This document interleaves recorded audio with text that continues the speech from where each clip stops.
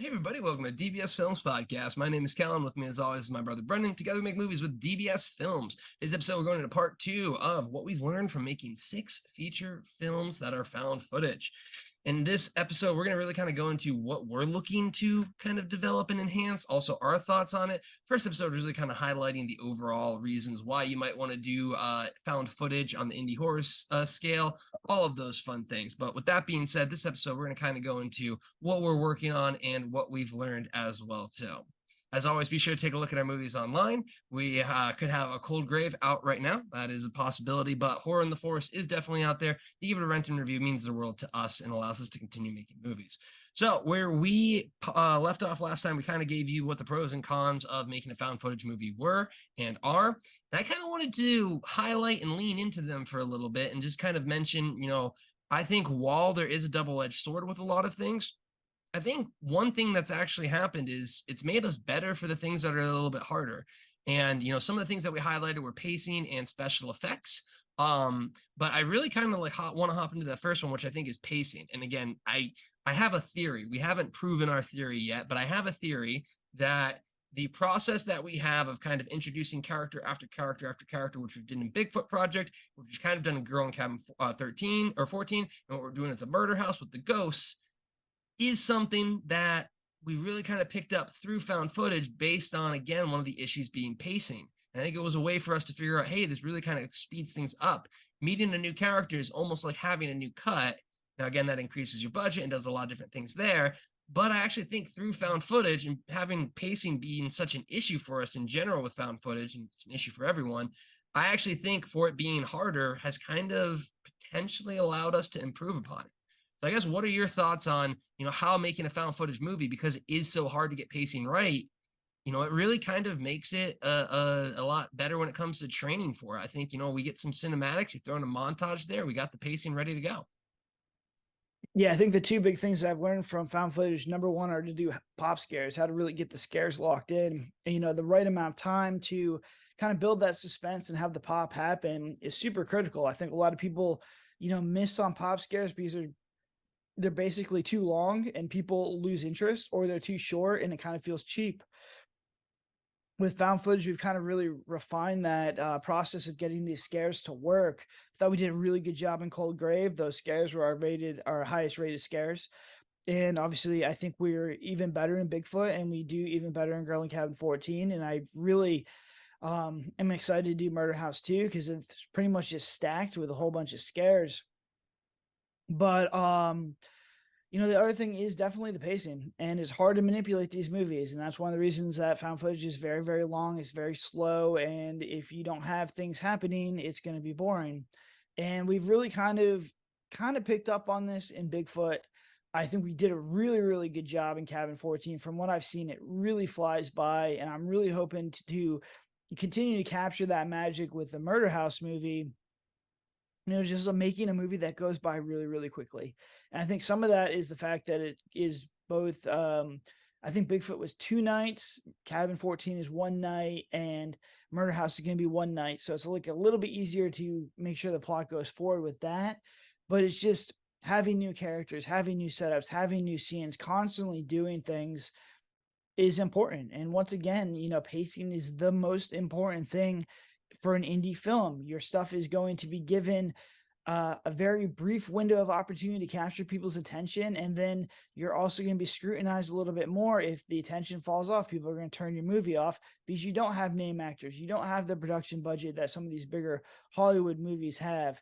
I just got done watching the new David Fincher Hitman movie, and that movie was super, super slow burn. Took a long time to get going. The pacing was screeching halt, real slow. It's a good movie, but he's allowed that luxury because he's David Fincher, and they have the acting was phenomenal. The production value is phenomenal. As an independent filmmaker, you just don't have that, ability. And this is me coming from someone who loves slow burn horror, who loves slow burn movies. And we make very fast paced movies because that's what our audience is right now. It won't always be like that. Time to develop characters more, to kind of build the plot, to build the tension more. But, when your outlet, when 50% of your income comes from Tubi, and Tubi's ad based, and, a lot of our other income comes from YouTube, you have to really get people to watch these movies and watch them all the way through. Exactly that. I mean, it really does kind of come down to, the dynamics and especially the pacing and, getting people to watch it. And I think, again, based on what I'm feeling with the Bigfoot project, and just how we develop that, we're really starting to kind of understand the pacing model for it better. And then, as you mentioned, the pop scares really assist you as well too when it comes to that process of basically being able to, flesh things out with it. Also, I think the next thing I wanted to kind of highlight, one of the harder things when it comes to found footage movies really does come down to, in my opinion, the acting. I think a lot of times what ends up happening is you throw actors on an island, and realistically, what does that mean? Well, that means in any type of scene, when you're doing it cinematic, I can take any angle and I can take any angle of any single actor, and I can cut to their best take of their best line of their best take. So we got 10 takes. I can go through each of those takes and get the very best delivery for each of those actors. Thus, every single actor is giving their best performance in that scene. In found footage, you pick the best scene. And the best scene, again, acting in ebbs and flows. Sometimes you hit lines, sometimes it sounds natural, sometimes you flub up a little bit. Sometimes someone improvs in front of you and you have no clue what the next line indicator is, and that causes you to then deliver a line slightly awkward. That's what I like to refer to being left on an island, because typically what I feel like happens is something caused the actor to either get out of that zone and they're kind of just sitting there. And what ends up happening is usually with found footage, it just rolls on. It just keeps going, that scene. So then they have to like break, becomes very unnatural, and then they get back to it. And the reason I want to highlight this is it also allowed us to kind of understand, developing pre-production. I think naturally would have, with the surveys and everything that we learned, added more pre-production. But I really do think found footage, especially with the characters, has gotten us to the point where we're really good at understanding pre-production, at least in the sense of making sure everyone is on the same page, making sure everyone knows the story, which we've said a lot of times. You'd assume a lot of the actors would understand the story and whatnot. But I think because we understand how critical it is of the performance, and again, not knowing the scene, not knowing that slows everything down, because really the risk in found footage is actually filming it. So what are kind of your thoughts on working with actors, and especially the pre-production side of things? Because I just feel like it's really ironed out our process over the past year. Yeah, I mean, there's a lot of tough scenes. There's a lot of scenes that are oneers that involve multiple characters, and you have to kind of move the camera. So it's not only on the actors to give a good performance, to know all their lines, it's also on me to kind of move around. It's a lot of moving pieces. And we said it before, like with cinematic, I could get someone to come in there, and if they struggle really hard, then basically I can, sit back and say, all right, relax, it's fine. Just say this line, say these lines, and I could start to, look at this movie with an editor's mindset and be like, all right, as long as it says this, I can cut back to, the other actor, and then I can cut back to him and have him say his lines, and we can make a really good performance. And we've done this before in a lot of the Hateful Eight movies. We've had to do this just because, we weren't as good as in pre-production as we are now. We weren't as good as working with actors, but we've always made it work. With found footage, you don't have that luxury. You can cut around them. It's going to be jarring. So you have two options. You can do hard cuts around them, or you can kind of do the morph cut. The hard cuts are jarring and they're just awkward, and they just don't look good. And the morph cut, if it works, no one can tell. If it doesn't work, it looks like a video game character. It's very weird. There is no kind of in between with that kind of stuff. That being said, no one's really kind of brought up that stuff, so it's not like a huge issue. If I were to rely on it, I just do hard cuts, but it's gonna mess with your production. People start to notice that stuff right away, especially if you do it multiple times to fix up a performance. It's just awkward and it's just difficult, and you're gonna, just not get the performance that you want. So, you have to be, if I were to recommend, actors to work with on a found footage movie, it would be people who are improv based, who have a good memory, so they know what you're trying to get from the script. And if they do mess up lines, or if there's some kind of issues, they have the ability to just keep going with it, to keep going with the scene. So at least you're getting something. The actors that, pose a problem are the people who right off the bat miss a couple of lines, and then they're like, they get stumble and they get stuck and they have to start over again, because it's like a spiral. The more that kind of happens, they start to get more nervous, they get more anxiety, and then it happens more and happens more. And you never want your actors to be uncomfortable or anxious because their performance is going to be affected. So, I look for people with a theater background, actors with theater background, a little bit more in found footage movies than I would in cinematic. But if you're gonna do anything, just a lot of pre-production, really make sure they understand the character. Because at the end of the day, if they understand the character, they understand the beats that you're trying to hit, they can kind of once again improv their way into, getting these scenes done. Exactly that. And I will say, I think when it comes down to it, um, being able to lean into the things that are a little bit harder when it comes to making found footage will again make you stronger in those areas. And I think that's really the benefit that we're seeing. So another thing that I wanted to highlight is, I really feel like when it comes to found footage, it will actually allow you to essentially see the forest through the trees. And what I mean by that is the found footage process, again, I don't know if we could have made 4 movies cinematic. I mean, I think we could have. I don't know if we could release 4 movies cinematic in a year. But I think because of the found footage grind being so consistent in the sense of we are confident in the fact that we will have a movie at the end of this. And again, that scaled up from Girl in Cabin 13, Murder House. So regardless, it could have just been the success that we've had. But I would say the confidence once you get found footage under your belt, and again, this is why we recommend it as a first-time filmmaker to really explore this, is you will find yourself being able to focus on all of the other very, very critical elements of filmmaking, which is building your brand, which is releasing movies, which is building your community, which is understanding this process to be a long-term filmmaker, not just someone that makes it at 1 project or 2 projects, but someone that can actually begin to build a base for themselves.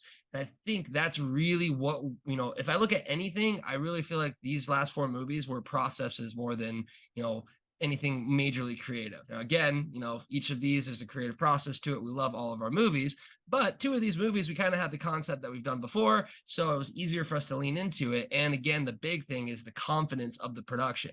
And I think because of all of those things, it just allows you to really again understand the full scope of filmmaking. And one thing we mentioned is just understanding the distribution process, working with distributors, working on different ways to upload.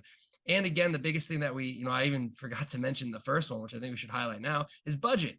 You'll keep your money, your movie under that budget mark, most likely with found footage, because it is very flexible in that sense. So that's kind of a big breakdown of those things. But what would you say your thoughts are when it comes to the effect of found footage when it comes to the overall process of being a filmmaker? Because I really think this can kind of be what you lean into to get that solid foundation underneath you. I mean, it's really good. The goal this year was to make 4 movies, and I do think we would have got it done with cinematic, but it might probably would have been a little bit harder. So 4 found footage movies made it a little bit easier for us to do this stuff.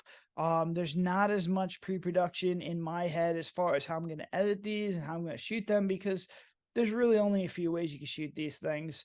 Most of my time is spent with actors, which is good. It gets a better performance, and I think the performances have been getting better. But I mean, like Kel said, a lot of this stuff, as far as being a filmmaker, as far as being a film studio, making movies is a small fraction of the time. We spend 8 days making these movies. So if you look at a full 365-day schedule, the movies are maybe 5% of my actual time. It's just back end stuff, it's editing, it's screenwriting, it's doing all this other stuff. That needs to be done and needs to be learned. All this stuff is very, very difficult, and I'm actually really happy because I think that the 4 movies this year was a big goal, and we're going to get it. Knock on wood that we get this last one done. But I think you see a lot of growth from us in other ways. We did a really, really good job with learning distribution this year, really figuring out what the optimal path was for us, working with different companies, really kind of figuring this out. And, I'm hoping this works out with the Cold Grave, because it gives us much more opportunities, much more visibility, and basically cuts out a little bit of the middleman. so that we have more control of the process all the way through, which is going to be huge because there's just so much time wasted in distribution. There's so many empty promises and there's just so many delays and the timing is just always a mess. So if we have this, it's really good. And then there's a lot of stuff on the back end with marketing that you'll start to see that roll out in the next couple months that are really cool kind of collaboration projects that I think are going to give us, the visibility and the momentum to find those 1,000 fans next year, which is going to be the goal of next year's process. But if we were doing cinematic and I was spending all my time in editing, I don't think we would have had a lot of this stuff because it does create a springboard for 2024. And it's a valid point. You can get these things finished, you can get them uploaded much quicker with less stress, with less energy than what we've seen with cinematic. Exactly that. And I mean, I think that really is kind of one of the bigger benefits is it's going to provide you that stability and that base to really go ahead and scale and grow. That being said, we kind of started off this conversation and we were talking about found footage and it seems like someone's had enough of it. Someone is itching for the cinematic. And I am kind of curious just in the sense of going through found footage, going through cinematic. Those are really kind of the two different ones there. Do you think this will be one where you will simply move back to cinematic and have hybrid? Do you think you'll find yourself back with found footage? Because to me, I feel like I would almost want to go back and forth, a little bit of cinematic, a little bit of found footage. They have their pros and cons. I think it comes case by case and it comes down to the idea. And I think, again, that goes back to, having the 1,000 fans gives us the flexibility to do what we want. So I'm curious, Brendan, what are kind of your thoughts on the long term for found footage and DBS films? We'll always go back to found footage. Like I will do found footage, but I definitely think that there's ideas and concepts that are found footage friendly, and there's other ones that just be cinematic. And basically, going to this year, we made the decision to do found footage movies. And Cold Grave, I think, is a perfect found footage movie. For as much as like kind of a hybrid, we kind of shot it cinematically in some angles. Nobody really complained about that too much. And basically, we got a good found footage movie. Bigfoot was perfect for found footage. It was absolutely phenomenal. It worked out great. Cabin 14, gonna have a lot of issues with that one. I do not think that's a good found footage movie.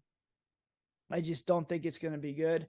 And Murder House, I think, is the perfect found footage movie, but we're really to the point now where we want to try some different stuff out. We could try a lot of cool stuff with Tegan, and a lot of that stuff, a lot of stuff that we're trying to just get better at is not found footage friendly. So, we're going to swing for this one, but it's going to be interesting to see how it kind of lands.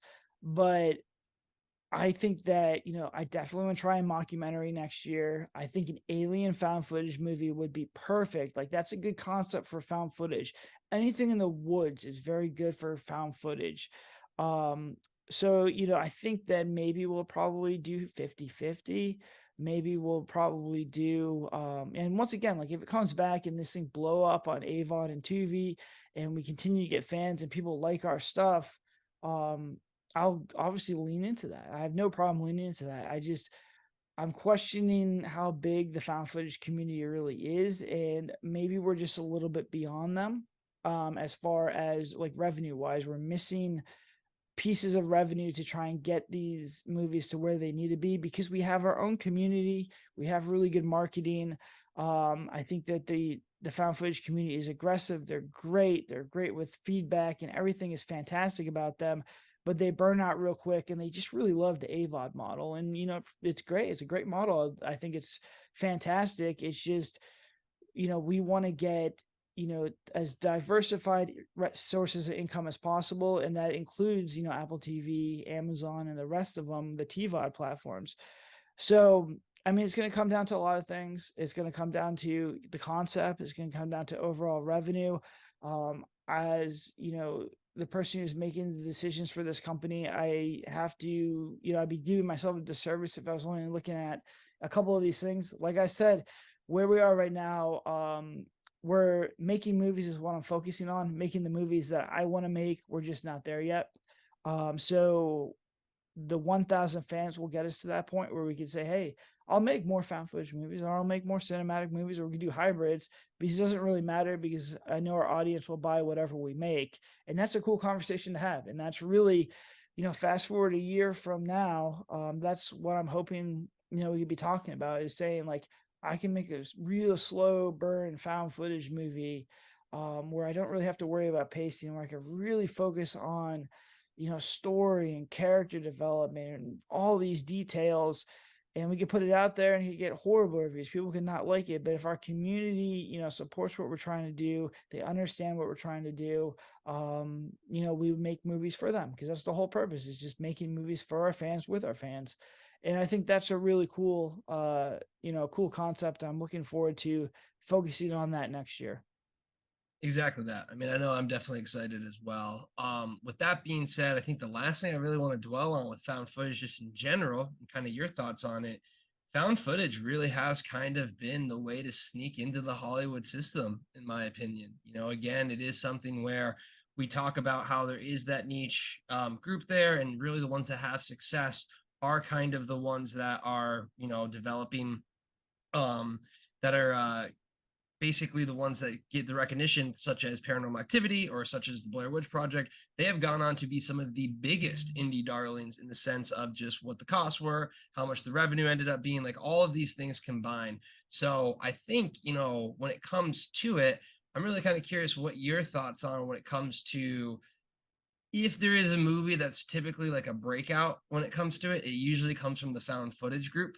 I would say, I mean, again, the only reason I mentioned that is usually when other smaller movies are either brought up, it's either through something like Sundance or some festivals there, or they end up finding someone who has a very, long track record of filmmaking, such as what they did with Talk to Me, and then they finally give them that opportunity. But I think the quickest like ramp up into the system is usually found footage horror movies. I mean, they can get a lot of buzz that kind of get, going. I look at Skinamarink, I look at Outwaters, and I think, for us to break through to that next level, again, we have Bigfoot, we have Girl in Cabin 14, we'll have Murder House. Any one of those could potentially be that breakthrough one there. So I'm just kind of curious on your thoughts of, you see it happen every once in a while with these found footage movies kind of taking off. And obviously that would be very ideal for us, and we'd be very, excited for that. But when it comes to scaling up, DBS, making more movies, adding more budgets, would you almost see found footage as a sleeper way for us to potentially sneak in to a theatrical or something similar to an Outwaters or Skinamarink? Yeah, so this is kind of a trap that I fell into. When you kind of look at the biggest movies as far as ROI in the last 20 years, they're almost all found footage. The problem is there's only 5 of them.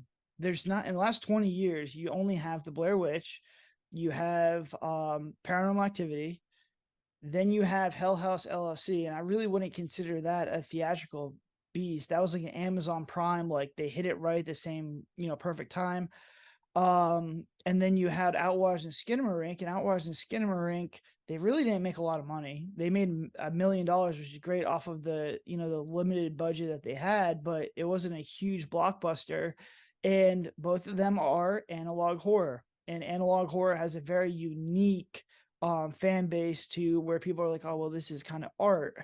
Or the people who, resonated with the Skinamarink and the childhood trauma of being left alone, they really loved that movie. A lot of other people didn't get it. So those are the only ones that were big, and we had 2 in the last year. Now I hope analog horror comes back, because it's kind of cool. I really like what the Backrooms does, but you kind of look at that list and say, oh, well, 50% of these ones, because they always are like, oh, this $10,000 movie, grossed $100 million. Well, here's the other thing they don't really tell you, is that usually a lot of these movies, when they get to the point where they get picked up, some studio drops about $250,000 to get really good editing in there, really good audio in there, really good stuff. And they're probably also spending tens of millions of dollars in advertising to basically get these things to where they need to go. Like Paranormal Activity probably had a massive advertising budget, which is something that they don't really talk about. They just like to say, hey, I made this movie for $10,000 and, it went theatrical.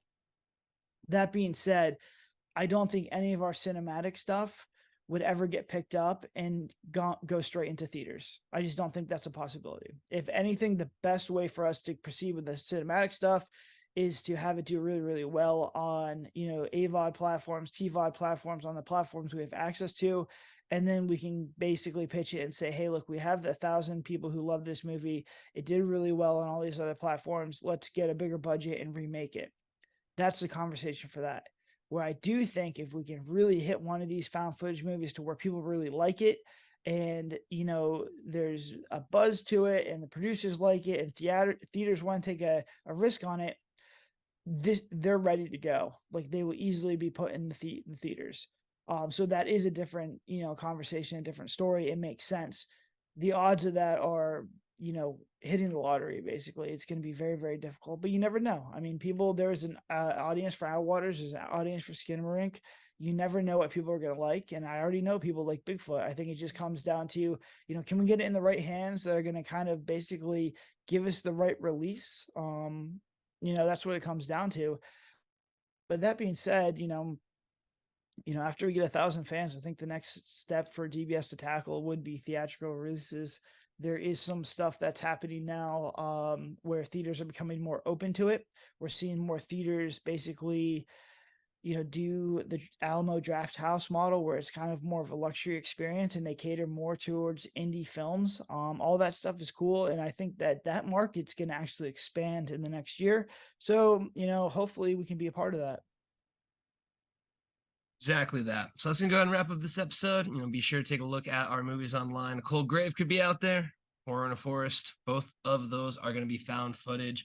As always, be sure to give it a rental and a review. That means the world to us. Be sure to take a look at our Discord channel online, because if you want to be in our movies, behind the scenes, and a whole bunch of other fun stuff, that is the place to be.